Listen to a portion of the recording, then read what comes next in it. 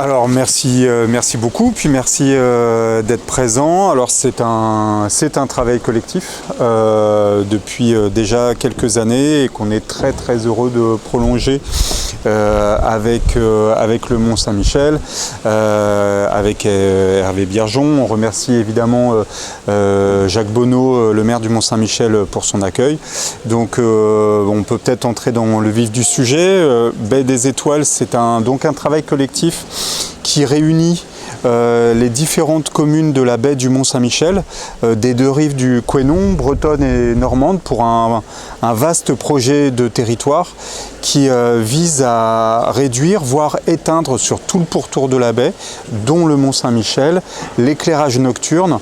Et en éteignant la lumière, on se permet de mieux voir le ciel, de travailler également sur la nécessaire protection de la biodiversité impactée par l'éclairage nocturne. Cela nous permet également de travailler sur la nécessaire sobriété énergétique dont tout le monde s'est pleinement rendu conscient au moment du Covid. Et cela permet, et c'est tout aussi important pour nos communes, d'être unies autour d'un projet qui porte des valeurs nobles de partage populaire, de science et de poésie. Donc le principe est simple, les communes de la baie réduisent, éteignent pour la très grande majorité leur éclairage nocturne, et chacun est libre de mettre en place des activités, des animations pour faire vivre cette très belle nuit.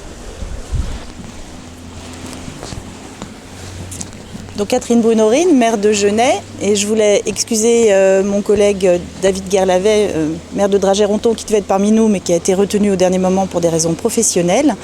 Effectivement, donc cette initiative au départ, c'est Carole, c'est Champeau et c'est Dragey-Ronthon qui ont réussi à entraîner l'ensemble des communes, donc aussi bien côté normand que côté breton. Voilà, le maire de Cancale était présent l'année dernière, donc ils vont continuer à participer à cette belle opération. Donc, comme on vous l'a expliqué, c'est l'extinction donc de l'éclairage public. C'est aussi une autre manière d'observer la baie en elle-même, hein, puisque en fait vous avez au centre le Mont-Saint-Michel qui lui brille, mais toute la baie sera dans la nuit. Hein, voilà, donc tout va être sombre et le Mont-Saint-Michel va être mis en valeur. C'est une autre manière aussi de le regarder. Et en ce qui concerne Genêt, donc cette année, il va y avoir donc le 8 août au soir, à partir de 22h derrière la mairie, une conférence. Donc c'est Mathieu Hirsig qui va astrophysicien, planétologue, qui va l'animer. Et voilà, donc il va y avoir toute une soirée. Donc les gens peuvent venir.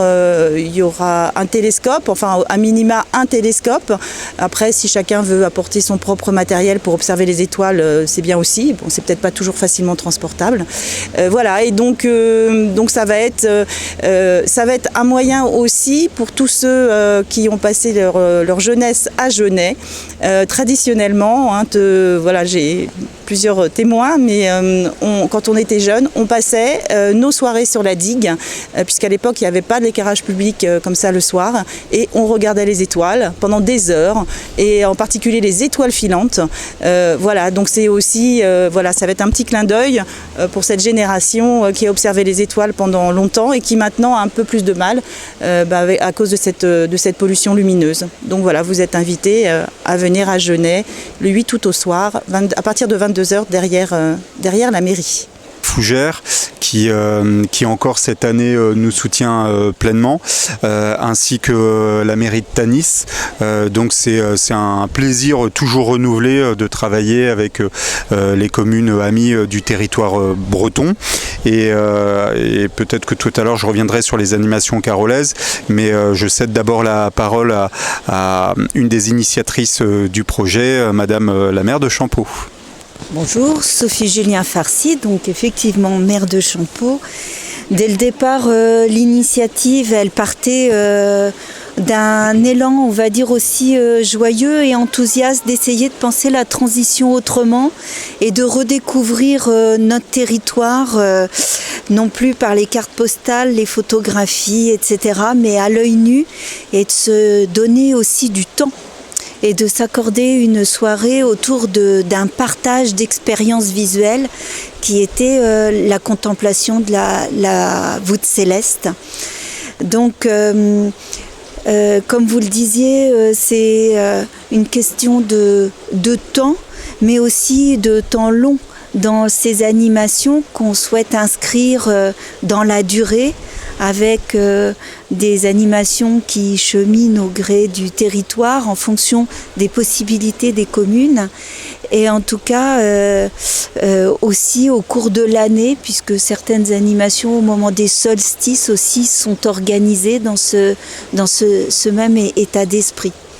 Donc les communes s'associent, en tout cas Champeaux s'associe dans le courant de l'année, même si des événements ne sont pas organisés le 8 en particulier, voilà, mais toute l'année, en fait, de nombreuses communes de cette baie du Mont-Saint-Michel sont engagées dans cette idée positive et d'avenir, d'observation d'autrement de notre espace qui nous entoure. Vincent Rayet, premier adjoint de Carole. Donc en tant que tel, je soutiens le projet auquel je participe. Et en tant que président du SMPGA, je coordonne les sages de la baie du Mont-Saint-Michel. Et la Nuit des étoiles, c'est aussi la préservation de la biodiversité. Et c'est l'un des rôles des sages, justement, de préserver la ressource en eau et la biodiversité de la baie. Donc c'est aussi un rôle très important qu'on apporte dans le cadre de ces événements. Alors, comme je le disais tout à l'heure, c'est un travail collectif. À Carole, nous allons avoir la chance d'avoir Jonathan Hardy, un jeune amateur passionné et éclairé qui d'ailleurs se forme à la médiation culturelle, qui viendra faire une animation astronomie pour guider le regard des habitants, comme on le fait depuis 3 ans, pour essayer de se repérer dans la carte du ciel, expliquer un petit peu les phénomènes physiques que l'on peut observer.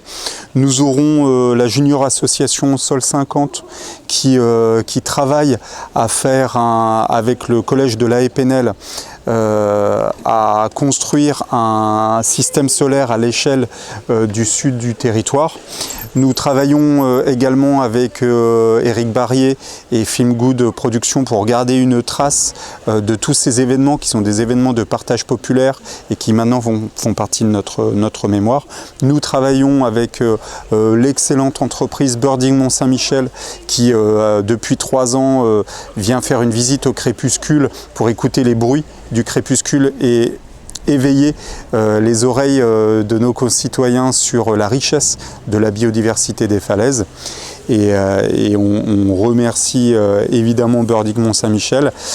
Comment ne pas évoquer un planétarium pour le Sud-Manche qui travaille activement justement à la création d'un site propice au partage de la poésie et de la défense et de l'étude de la biodiversité. Donc c'est un travail qu'on ne peut pas mener seul, et on remercie tous nos partenaires, et je remercie encore Hervé Biergeon et le Mont-Saint-Michel pour son aide, et puis Catherine, et puis tous nos partenaires. Donc voilà, je crois que c'est à peu près tout. Dire qu'on est très très heureux de renouveler l'opération, que l'année prochaine on recommencera encore cette opération et qu'elle prendra de l'ampleur au vu du succès de celle de l'année dernière, et on l'espère de cette année, parce que ce qui est certain, c'est qu'on a vu à la fois l'appétence du public qui répond présent partout dans les communes qui organisent des animations et au Mont-Saint-Michel. Puis ça participe du rayonnement, cette extinction de lumière, ça participe paradoxalement au rayonnement du territoire, puisque c'est une opération qui a pu, et grâce aussi au travail des journalistes, avoir une diffusion très largement au-delà des frontières du territoire, puisqu'on a eu une couverture nationale sur un sujet qui fait du bien. Préciser le modèle de participation en fait à l'opération qu'on va mettre en place au Mont-Saint-Michel. Donc pour ce qui concerne le village, on va laisser Le site de l'abbaye continue ses visites nocturnes. Donc on va laisser une partie de l'éclairage intramuros actif de manière à ce que les gens qui sortent de l'abbaye puissent le faire en toute sécurité. Les marches sont assez nombreuses. Pour autant, l'éclairage intramuros ne génère pas de pollution visuelle très importante au-dessus du rocher. Néanmoins, les soirs du jeudi 8, vendredi 9 et samedi 10 août, nous allons éteindre toute la partie de l'éclairage qui incombe à l'établissement public, c'est-à-dire que le pont passerelle, le barrage, l'ensemble du site de la caserne et les parkings ne seront finalement pas allumés ces nuits-là. Donc extinction totale. On invitera bien évidemment, on va commencer à partir de lundi, et puis grâce à vos relais d'information aussi à informer les visiteurs, on vous en remercie, en les invitant tout simplement à se munir d'une lampe torche, même si à 98% ils sont munis d'un smartphone qui possède une application torche. Donc en général, ils se débrouillent assez bien. Et puis le même Jonathan Hardy qui intervient le 8 à Carole sera ici même sur le barrage le 10 pour une animation comparable. Ça avait très bien fonctionné l'année dernière et on avait vu l'engouement des familles et les enfants qui étaient absolument émerveillés de comprendre la lecture du ciel, d'entendre aussi tous les passages, enfin les liens qu'il y a avec la mythologie grecque. Et en fait, le nom des constellations est très souvent issu de la mythologie grecque, donc c'est intéressant aussi. On fait en même temps un cours d'histoire antique et de compréhension finalement de l'organisation des étoiles, donc c'est super enthousiasmant. Et on est nous-mêmes, vous le savez, très attachés à la préservation de la biodiversité et on a beaucoup autour du monde de sites de nidification d'oiseaux protégés, donc tant mieux s'ils trouvent dans cette opération, eux aussi, un temps de repos salutaire. Préciser peut-être également que l'astronomie c'est une école de la patience et que nous sommes là, on essaie d'être en prise avec la nature, avec des phénomènes naturels. Jusqu'à présent on a eu une chance infinie, c'est qu'il y a toujours eu des fenêtres dans la nuit qui se sont ouvertes et qui ont permis une très belle vision de ce qui se passait dans le ciel. On a vu la Voie lactée, parce que l'impact de la baisse de l'éclairage est, selon les astronomes et astrophysiciens, immédiat dans l'amélioration des conditions d'observation. Mais l'astronomie, c'est une école de la patience. Peut-être qu'il y aura des nuages, peut-être qu'on ne verra rien, et ce n'est pas grave. Parce que l'essentiel, c'est la démarche, le répit qu'on accorde aussi aux espèces impactées par la lumière, et puis le fait qu'on puisse sans arrêt continuer de se donner rendez-vous pour cette promesse qui est de pouvoir mieux comprendre et observer la nature. Alors l'impact de la baisse de la lumière, alors c'est à la fois facile et difficile à faire. De manière, alors nous on s'était posé la question d'ailleurs à la première édition, est-ce que notre extinction d'éclairage public n'est que symbolique ? Et les astronomes qui étaient présents dès la première année ont fait une expérience très simple. Il se trouve que nous, on est sur une falaise pour Sophie et moi. Et d'ailleurs, je crois qu'Eric était dans les parages. D'ailleurs, c'était peut-être toi qui nous avais fait remarquer, écoutez, c'est simple, tournez-vous vers le nord où il y a de la lumière et tournez-vous vers le sud. Et de manière complètement empirique, comme on avait éteint, on voyait beaucoup mieux vers le sud. Et vers le nord, on voyait très peu parce que le halo qui se dégage au-dessus des villes est vraiment prégnant.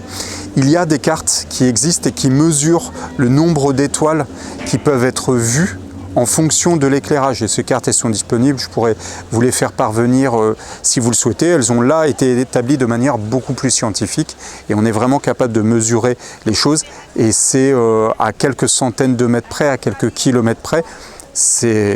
La différence est considérable. Dire aussi que beaucoup de communes normandes et bretonnes sont engagées dans la démarche de manière beaucoup plus profonde que le simple acte d'éteindre pendant une nuit. Nous sommes de nombreuses communes à ne plus éclairer la nuit en été. Communes bretonnes et communes normandes. Et d'une certaine manière, ces communes-là nous ont dit on est très heureux de participer. Mais en fait, on est comme vous, on éteint déjà en été toute l'année. Il y avait à peu près 35 communes, alors il y avait Cancale, il y avait Plaine-Fougère, il y avait Tanis, il y avait toutes les communes de territoire engagé pour la nature qui sont dans le Sud-Manche, Saint-Sauveur, Barenton, évidemment Genêt, Sarty, Dragey-Ronton, Champeaux, voilà, le Grippon, Luynes-sur-Mer, Pontorson, vraiment beaucoup de communes ont répondu présent et continueront de répondre présent. On essaiera l'année prochaine, ce sera la 3e édition, ce sera sûrement le moment aussi d'atteindre un petit peu une forme de maturité. On essaiera de faire un événement où les communes seront encore plus représentées. C'est une opération qui est quand même à la fois très simple dans sa mise en place, mais qui concerne beaucoup de monde sur le territoire et sur un territoire qui est très vaste. Donc voilà, on a beaucoup de monde. On essaiera de faire une liste plus précise l'année prochaine. Nous avons la chance de travailler avec Mathieu de SMG Astro et que, alors si vous ne le connaissez pas, vous connaissez au moins le célèbre cliché qu'il a pu prendre de l'aurore boréale au-dessus du Mont Saint-Michel, qui a fait le tour du pays, je pense, et à mon avis plus que le tour du pays, et qui vient sur les falaises de Carol.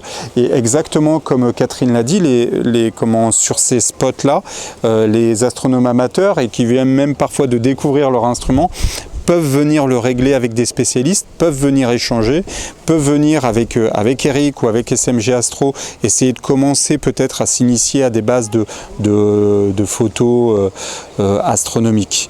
Donc, et plus on aura cet engouement, plus celui-ci risque de se diffuser et de se diffuser aux jeunes générations qui apprendront à mieux regarder le ciel. Mais il y a beaucoup d'astronomes amateurs par ici. On a l'impression que la région ne s'y prête pas tant que ça. Et pourtant, quand les conditions sont réunies, on a un ciel qui est absolument sublime. Champeaux peut très bien faire une chose une année, peut-être moins une autre année, puis peut-être plus une autre année. À Carol, on va rester sur à peu près le même format qui pour l'instant convient, mais je sais qu'à Genêt, là on prend une nouvelle envergure aussi. Oui, en fait, c'est bien que ça puisse tourner dans les communes, même si chaque commune maîtrise sa propre animation. Mais c'est bien, je pense, que ça puisse tourner aussi sur la baie et que régulièrement, il y ait un éclairage, pardon pour le jeu de mots, mais sur certaines communes pour montrer un petit peu la diversité aussi qu'il y a dans la baie du Mont-Saint-Michel. Et puis, puisque j'ai le micro, je voudrais quand même insister sur la dimension de la biodiversité. C'est-à-dire qu'il faut vraiment croiser ça avec cette dimension-là. Il y a de nombreuses communes qui ont travaillé sur un atlas communal de la biodiversité. C'est le cas de Saint-Jean-le-Thomas, Dragey-Ronton, Genêt, nous c'est fini, Carol est en cours et il y en a d'autres. On a un projet pour que l'école de notre RPI, donc sur Saint-Jean, Dragey, Genêt, soit une aire marine pédagogique. Donc tout ça, en fait, vient nourrir et vient concourir à nourrir la démarche plus générale et toute la réflexion qu'on peut avoir sur la biodiversité. Donc c'est une manière attractive, un peu ludique aussi pour certains, de venir à la fois regarder les constellations, regarder le ciel, mais aussi s'intéresser à l'impact donc de l'homme sur toute cette biodiversité que l'on regarde maintenant de très près et comment la protéger et comment engager des démarches de sobriété.